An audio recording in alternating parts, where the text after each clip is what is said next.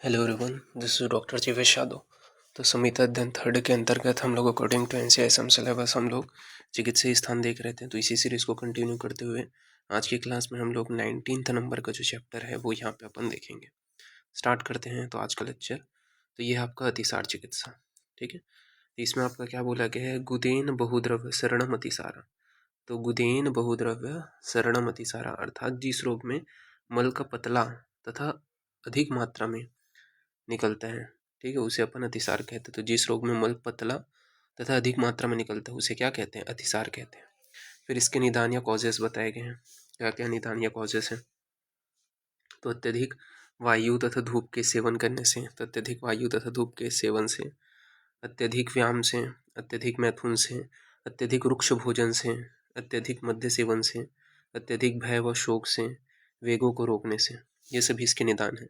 तो अत्यधिक वायु तथा धूप के सेवन से, अत्यधिक व्यायाम से, अत्यधिक मैथुन से, अत्यधिक वृक्ष भोजन से, अत्यधिक मद्य सेवन से, अत्यधिक भय व शोक से तथा वेगों को रोकने से, ये सभी क्या है, इसके निदान है।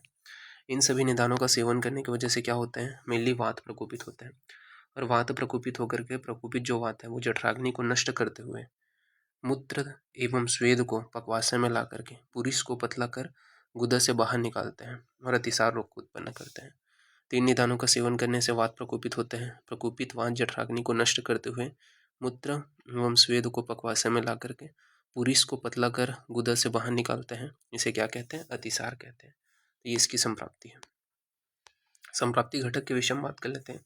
तो दोष में वात प्रधान त्रिदोष होते हैं, दुष्य में जल व पुरुष होते हैं और अधिष्ठान में पक्वाशय तथा स्रोतस पुरुष व स्रोतस है, ठीक है। तो दोष में वात प्रधान त्रिदोष, दुष्य में जल व पुरुष, अधिष्ठान में पक्वाशय और स्रोतस में पुरुष व स्रोतस है। फिर पूर्व रूप के विषय में बात कर लेते हैं। तो पूर्व रूप में बताया गया है कि नाभि गुदा एवं उदर में वेदना होते हैं। तो पूर्व रूप में पहला क्या है, नाभि गुदा एवं उदर में वेदना होते हैं, मल की प्रवृत्ति नहीं होती है। तो मल की जो प्रवृत्ति है वो नहीं होती, भोजन का सम्यक पाक नहीं होता। तो भोजन का सम्यक पाक नहीं होता, अपान वायु का अवरोध, ठीक है, अंगों में शिथिलता, ये सभी पूर्व रूप है। तो नाभि गुदा एवं उदर में वेदना होना, मल की प्रवृत्ति का ना होना, भोजन का सम्यक पाक ना होना, अपान वायु का अवरोध होना, अंगों में शिथिलता, ये सभी के है पूर्व रूप है। भेद के विषय में बात करें तो आचार्य चरक ने अतिसार के 6 भेद बताए हैं, ठीक है। कौन से हैं, पहला है एक दोषज, वातज, पित्तज, कफज, फिर है सन्निपातज। इसके अलावा गंतुज के अंतर्गत आपका भयज और शोकज आता है। तो आचार्य चरक ने अतिसार के 6 भेदों का वर्णन किया है, वातज, पित्तज, कफज, सन्निपातज, भयज और शोकज, ठीक है।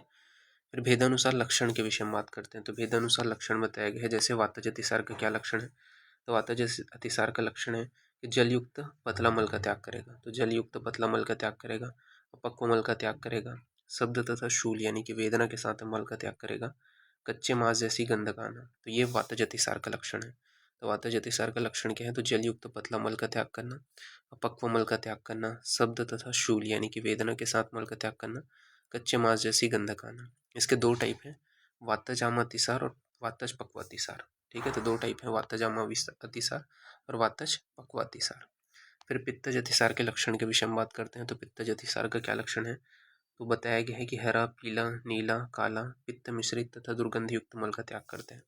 तो जो रोगी है वो हरा, पीला, नीला, काला, पित्त मिश्रित तथा दुर्गंध युक्त मल का त्याग करेगा। उदर में क्या होता है, वेदना होता है, गुदा में दह होता है और रक्त मिश्रित मल का त्याग करते हैं। तो ये क्या है, पित्तज अतिसार के लक्षण है। तो हरा, पीला, नीला, काला, पित्त मिश्रित तथा दुर्गंध युक्त मल का त्याग करेगा, उदर में वेदना होगा, गुदा में वेदना होगा, रक्त मिश्रित मल का त्याग करेगा। ये सभी क्या है, पित्तज अतिसार के लक्षण है। नेक्स्ट है कफज अतिसार। तो कफज अतिसार का क्या लक्षण है, तो श्वेत, चिकना, कफ मिश्रित तथा दुर्गंध युक्त मल का त्याग करते हैं। तो जो रोगी है वो श्वेत, चिकना, कफ मिश्रित तथा दुर्गंध युक्त मल का त्याग करते हैं। उदर तथा गुदा में भारीपन होता है। तो उदर तथा गुदा में भारीपन होता है। निद्रा तथा आलस्य की उत्पत्ति होना, मल त्याग के पश्चात भी मल त्याग की आशंका का होना। तो मल त्याग के पश्चात भी मल त्याग की आशंका का होना, ये सभी किसका लक्षण है, तो कफज अतिसार के लक्षण है। नेक्स्ट है सन्निपात अतिसार। तो सन्निपात अतिसार के क्या लक्षण है, तो सभी दोषों के मिश्रित लक्षण होते हैं। इसके अलावा इसमें वेदना युक्त तथा वेदना रहित मल का त्याग करते हैं। तो जो रोगी है वो वेदना युक्त तथा वेदना रहित मल का त्याग करते हैं। नेक्स्ट है आगंतुज अतिसार। तो आगंतुज अतिसार दो प्रकार के होते हैं, भयज और शोकज। तो आगंतुज अतिसार के हैं, दो प्रकार के हैं, भयज और शोकज, ठीक है। साध्यता असाध्यता के विषय में बात करें, ठीक है, वह सुकज क्या है, वातज अतिसार के समान लक्षण वाले होते हैं, ठीक है।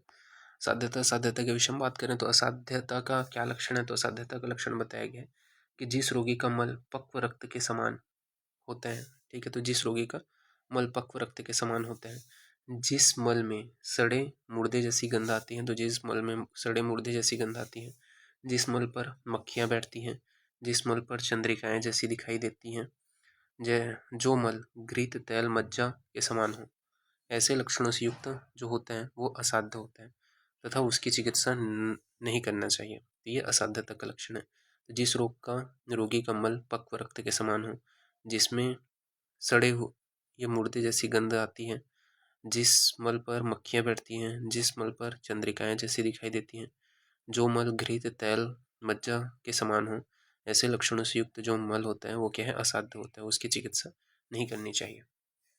फिर नेक्स्ट है अतिसार की चिकित्सा, ठीक है।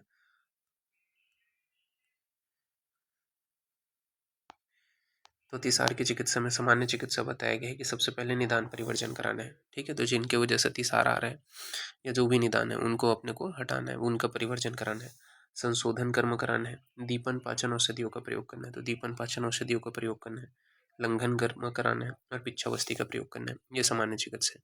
तो निदान परिवर्जन, संशोधन कर्म, दीपन पाचन औषधि का प्रयोग, लंघन कर्म, पिच्छावस्थी का प्रयोग, ये सामान्य चिकित्सा है। फिर भयज अतिसार में क्या है, हर्ष उत्पन्न करने वाली क्रिया का प्रयोग करते हैं। तो भयज अतिसार में क्या है, हर्ष उत्पन्न करने वाली क्रिया का प्रयोग करते हैं। शोकज अतिसार में क्या है, आश्वासन देने वाली क्रिया का प्रयोग करते हैं। तो शोकज अतिसार में आश्वासन देने वाली क्रिया का प्रयोग करते हैं। फिर अतिसार नाशक योग हैं, तो कौन से हैं, चांगेरी घृत, चव्याधि घृत, हरितिकी का प्रयोग, पिच्छावस्थी का प्रयोग, ये अतिसार नाशक योग है। तो चांगेरी घृत, चव्याधि घृत, हरितिकी का प्रयोग, पिच्छावस्थी का प्रयोग, ये क्या है, अतिसार नाशक योग है।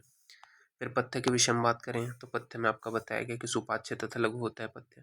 यव, यवागु, मांस रस, साठी चावल, ये सभी पथ्य हैं। तो सुपाच्य एवं लघु आहार का प्रयोग करेंगे, यव, यवागु, मांस रस, साठी चावल का ये जो है पथ्य का प्रयोग करेंगे। तो ये यहाँ पे बताया गया है। इस प्रकार से ये जो टॉपिक है वो यहाँ पे फिनिश होता है। नेक्स्ट जो क्लास होगा उसमें अपन आगे का कंटिन्यूएशन करेंगे। ओके, ठीक है, तो फिर अभी के लिए इतना ही। Thank you class.